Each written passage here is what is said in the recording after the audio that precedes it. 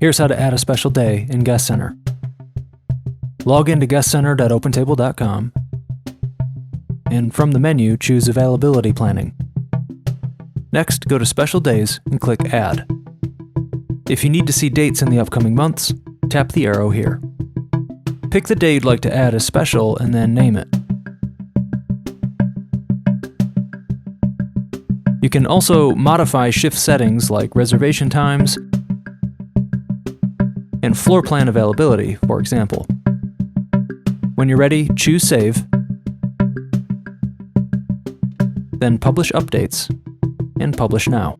Once you see Success, your updates are live.